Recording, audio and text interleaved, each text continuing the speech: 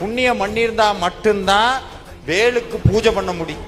வேலுக்கு பூஜை பண்ணினா தொட்டே பார்க்க முடியாது, அது சாதாரணம் கிடையாது. சாமி சொல்றா, சுடற்பரிது ஒளிப்ப நிலவு ஒழுக்கமதி ஒளிப்பாலை அடக்குதலர் ஒளிப்ப ஒளிர் ஒளிர்பிறவை வீசும். பிரகாசமான சூரியனை காட்டிலும் பிரகாசமான சந்திரனை காட்டிலும் கோடி மடங்கு பிரகாசமானது முருகப்பெருமானுடைய வேல்.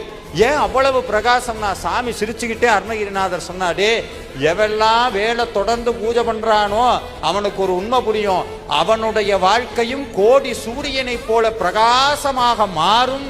அப்படி ஏதாவது மீறி எனக்கு கஷ்டம் வந்தா என்ன பண்றது, கலங்காத, கஷ்டத்தை பார்த்து கலங்காத. பெரிய துன்பம் வந்து நிக்குதா, துன்பம் ஒவ்வொரு தடவையும் முருகன்ட்ட போய், முருகா எனக்கு பெரிய கஷ்டம், முருகா எனக்கு பெரிய கஷ்டம் சொல்லாதீங்க, கஷ்டத்துக்கிட்ட போய் சொல்லுங்க, என் முருகன் எவ்வளவு பெருசு தெரியுமா, என் முருகன் எவ்வளவு பெருசு, கைவிடவே மாட்டேன்.